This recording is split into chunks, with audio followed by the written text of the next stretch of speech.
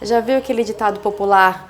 Antes do casamento, meu bem pra cá, meu bem pra lá. Na hora do divórcio, meus bens pra cá, seus bens pra lá.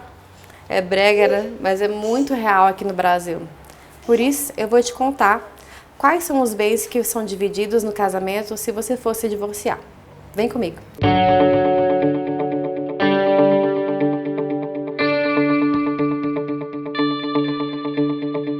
Eu sei que ninguém se casa pensando em se divorciar, ou então se casa pensando o que eu vou levar depois que o casamento acabar e tal. A gente não pensa sobre isso. Eu sei, é normal.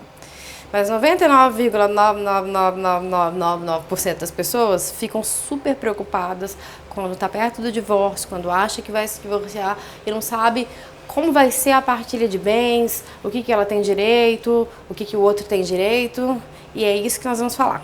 Há 4 tipos de regimes de bens no casamento: comunhão parcial de bens, comunhão universal de bens, separação obrigatória e separação total de bens e participação final nos aquestos.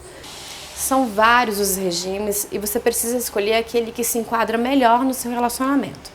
Nós vamos falar sobre comunhão parcial de bens, que é um regime que quase todo mundo escolhe, e quem não escolhe, a lei escolhe por ele. Porque se você não escolher o regime de bens para o seu casamento, a lei determina que o seu casamento será regido pela comunhão parcial de bens. Como é que funciona a comunhão parcial de bens? Vamos lá. Na comunhão parcial de bens, o que era do seu parceiro, sua parceira, do seu marido, sua esposa, antes do casamento, continua sendo dele. É dele. Um carro, uma casa, algum bem é dele, ou seu. Depois do casamento, tudo que for adquirido na constância do casamento, enquanto vocês estiverem casados, é dos dois. Né? Um carro, uma casa, qualquer bem que tiver adquirido é dos dois. Ficou claro? Tudo que era seu antes do casamento é seu. Na hora do divórcio, continua sendo seu. Tudo que era da outra pessoa, também na hora do divórcio, continua sendo dela. Tudo que vocês adquiriram juntos no casamento são dos dois. Aí você pode pensar assim: ah, mas eu não trabalhava, só o meu marido. Então, só a minha esposa trabalhava. Então, eu não contribuí muito financeiramente dentro do casamento. Então, eu não tenho direito a muita coisa. Não, é errado. Se você não trabalhava, mas você estava lá em assistência mútua com o seu parceiro, com o seu cônjuge, para outras coisas, e vocês tinham a ideia de que se você ficava em casa ele trabalhava, era um combinado dos dois. Então, assim, não tem esse problema se você não trabalhava na época, ou então se você contribuiu pouco. A divisão é meio a meio. E para ficar mais simples e mais claro, eu vou listar aqui os bens que se comunicam na partilha e os bens que não se comunicam. Essa expressão se comunicam, você pode entender que são os bens que são divididos na hora do divórcio e os bens que não são divididos. Se comunicam e não se comunicam. Os bens se comunicam. Estão casados e compraram um carro, o bem se comunica.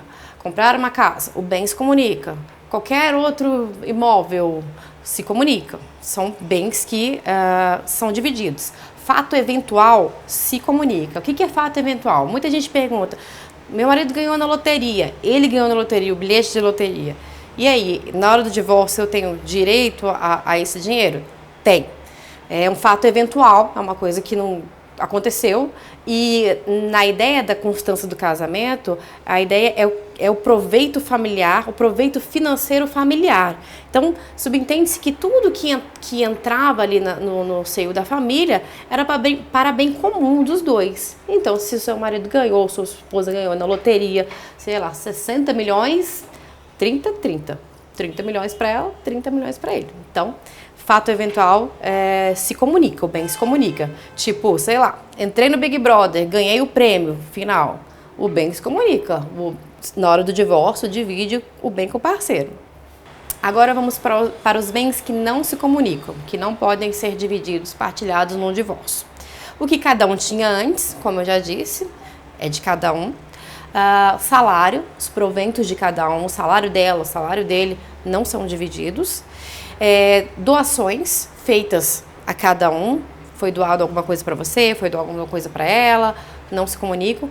E o que foi subrogado no lugar dessa doação, tipo, por exemplo, foi doado para você um carro. E aí você pega o dinheiro do carro, vende o carro, pega o dinheiro e com este dinheiro você compra um outro bem. Foi subrogado aquele valor, então aquilo também não se comunica. Né? E herança, sucessão. Né? Tem uma herança de um parente, para você também não se comunica. Não divide na hora do divórcio, ok? Aí esqueci de falar, pensões, meio soldo, esses benefícios que recebe do INSS, por exemplo, depois da morte de um parente, de um pai, também não se comunica. É só da parte que recebeu. No meio disso tudo, há duas perguntas que acontecem muito quando as pessoas se divorciam. FGTS é um bem que se comunica? Juízes, jurisprudência e doutrina divergem muito nessa questão. Há juízes e a doutrina que fala que não se comunicam, que os proventos, assim como que o FGTS, assim como os proventos, é personalíssimo, é do trabalhador e não se comunica, não deve ser dividido na hora do divórcio, é só da pessoa, é só do trabalhador que fez por merecer o trabalho e tal. E há juízes e jurisprudência também nesse sentido, que diz que se comunica sim, que enquanto o valor do FGTS estiver na conta que a empresa recolhe o valor, é personalíssimo, é do trabalhador. Depois que ele é disponibilizado para saque, para ser recebido, ele fica à mercê do casal e por isso se comunica. Ou seja, se você está em dúvida sobre essa situação, no seu caso concreto, no seu divórcio, me chama aqui, eu tenho uma equipe especializada, um advogado especializado em civil, um advogado especializado em cada área, que pode cuidar do seu caso pessoalmente. Então tem que conversar para contar o seu caso, para ele saber o que ele pode fazer por você. Outra pergunta é, meu marido tem uma empresa, os bens da empresa se comunicam na hora do divórcio? Seu marido tinha uma empresa, sua esposa tinha uma empresa antes do casamento? Então, não. A não ser que tenha confusão patrimonial. Isso também é outra história e também tem que ser conversado pessoalmente. Mas se o seu marido ou sua esposa tinha uma empresa antes do casamento, os bens não se comunicam. Se essa empresa foi fundada, ela aconteceu durante o casamento, nem precisam ser sócios, nem nada. Os bens se comunicam. Sua esposa, seu marido tem direito a metade de todos os bens de dentro dessa empresa.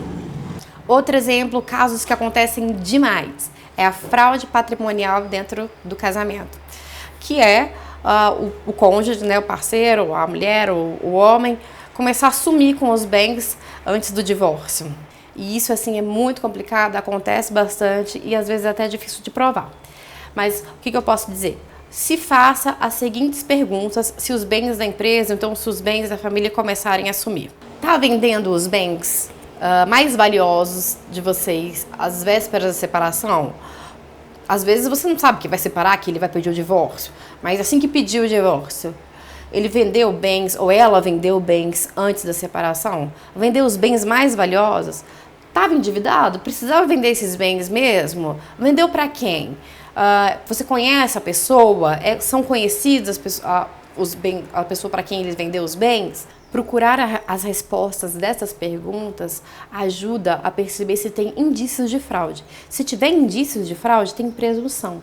E no Código Civil, no artigo 212, fala sobre a presunção. A presunção dá direito a ingressar com ação, a ajuizar uma ação, para você poder comprovar a fraude patrimonial. Outra sugestão é, se você já tem suspeita de que isso vai acontecer, e se você é a parte hipossuficiente, a parte mais pobre mesmo na relação conjugal, você pode ajuizar medidas cautelares. São medidas que vão prevenir que a fraude patrimonial não aconteça. Nessa ação, o advogado vai fazer o pedido de arrolamento dos bens. É uma listinha de todos os bens que vocês tinham na constância do casamento enquanto rola o divórcio, para assegurar aqueles bens, assegurar na partilha que todos eles sejam divididos de forma igual. Mas se tudo isso já aconteceu, se o divórcio já aconteceu, perdeu os bens, você não conseguiu fazer a divisão da maneira correta, acabou perdendo muita coisa, ficou numa situação financeira muito difícil, também há a possibilidade de pedir pensão para o ex-cônjuge. É isso aí. Não é a regra, não, na hora da separação, na hora do divórcio, o juiz não vai estipular logo a pensão para a parte hipossuficiente, para a parte que tiver menos dinheiro, mas você pode pedir. Se você tiver numa condição, se você ficar numa condição em que seu sustento seja comprometido e o seu ex-cônjuge, o seu ex-marido ou sua ex-esposa visivelmente tem condição de arcar com parte do seu sustento, você pode pedir ao seu advogado para ajuizar uma ação e a jurisprudência já está tratando isso como alimentos provisórios.